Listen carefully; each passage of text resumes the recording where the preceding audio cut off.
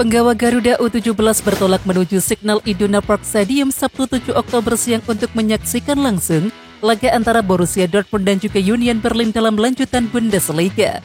Sebelum menuju stadion, pemain menuju training ground Dortmund di NLZ Bekel. Di sana pemain melihat-lihat lapangan latihan, fasilitas yang tersedia hingga mencoba mesin Football Now, yakni mesin yang digunakan untuk melatih kemampuan kontrol serta akurasi umpan. Sangat senang dapat melihat fasilitas-fasilitas yang ada di sini dan bisa mencobanya secara langsung. Momen yang sangat berharga untuk saya, ujar Rizky Afrizal, salah satu pemain U17. Seusai melakoni tour di training ground, para pemain lanjut menuju stadion untuk menonton pertandingan. Para pemain sangat senang menonton pertandingan ini, apalagi Dortmund ini merupakan salah satu klub elit di Jerman dan sering berlaga di Liga Champions. Pertandingan ini diakhiri dengan skor 4-2 untuk kemenangan Borussia Dortmund. Bek timnas Indonesia Asnawi Mangkualam hanya bermain sebentar saat membawa timnya Jeonnam Dragon menang 3-2, yakni atas mantan timnya Ansan Greenes di Gwangyang Stadium Sabtu 7 Oktober 2023. Asnawi mendapatkan kartu kuning pada menit ke-25 karena melanggar pemain Ansan di dekat kotak penalti.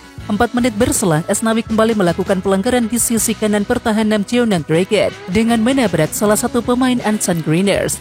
Aksi keras Asnawi Mangkualam membuat pelatih Jeonnam Dragon Lee Chang-kwon khawatir kapten timnas Indonesia itu di kartu merah. Lee Chang-kwon memang pernah mewanti-wanti Asnawi Mangkualam mengenai catatan kartu merahnya yang musim ini sudah mencapai 2 buah. Saya telah berbicara dengan Asnawi tentang hal itu, kata Lee Chang-kwon. Dia harus tampil tenang dan jangan terpancing melakukan pelanggaran. Karena dia perwakilan suatu negara, dia harus lebih berkepala dingin, tambah Lee Chang-kwon.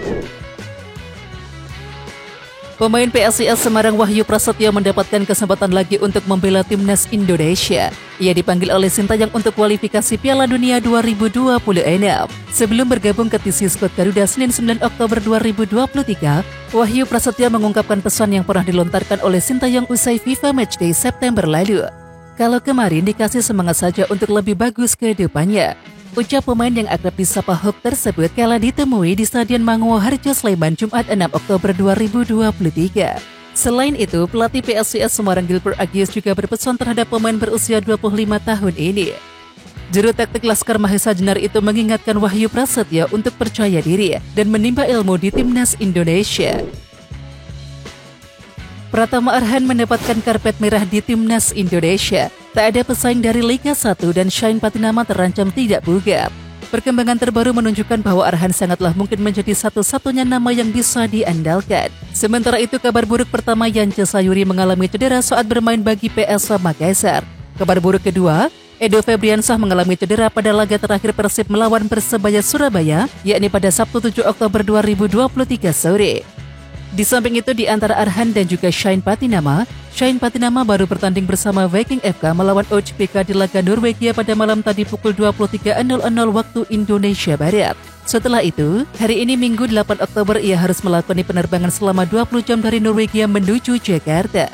Penerbangan selama itu akan menimbulkan jet lag bagi pemain manapun, sehingga Sintayong berpotensi menilainya belum siap. Sementara itu, adapun Arhan tak bermain bersama Tokyo Verdy kontra Oita Trinita pada Sabtu sore. Skenario terbaik bagi Sintayong yaitu membagi menit bermain bagi dua bek kirinya, yakni dalam 2 leg, di Jakarta dan juga Bandar Seri Begawan. Arhan yang lebih bugar dapat bermain di leg pertama, dan Shane Patinama boleh menunggu menjadi starter untuk leg kedua. Pada tahun-tahun terakhir ini, perhelatan persepakbolaan internasional telah menjadi sorotan utama, dengan Australia merencanakan upaya untuk menjadi tuan rumah Piala Dunia 2034. Rencana ini ternyata tidak hanya melibatkan Australia sendiri, melainkan juga negara-negara tetangga di wilayah Asia Tenggara. Sebagai catatan, Australia telah mencoba mengajak Selandia Baru dan juga Indonesia untuk menjadi tuan rumah Piala Dunia 2034 bahkan sejak tahun 2021. Namun ada perubahan signifikan dalam rencana ini. Australia tampaknya telah mengubah pilihannya dan juga memutuskan untuk tidak lagi mengajak Indonesia. Sebaliknya, mereka lebih memilih untuk mengajak Malaysia dan juga Singapura. Keputusan ini seolah menyiratkan sindiran tajam kepada Indonesia yang masih menyimpan kenangan kelam terkait tragedi Kanjuruhan.